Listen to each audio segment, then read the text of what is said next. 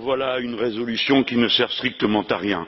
Je me demande dans quel pays du monde on traite le gouvernement de dictature quand il perd les élections et qu'il le reconnaît, qu'il perd les référendums et qu'il le reconnaît.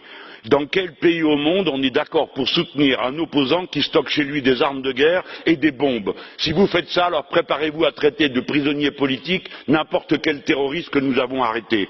Peut-être que M. Maduro aurait dû faire donner 1000 coups de fouet à cet opposant, parce qu'alors il bénéficierait du silence complice de cette Assemblée, comme vous le faites pour l'Arabie Saoudite, dont vous trouvez cependant le moyen de citer l'un des ressortissants qui est président de la Commission des droits de l'homme, oui, un Saoudien président de la Commission des droits de l'homme de l'ONU, pour montrer du doigt Venezuela.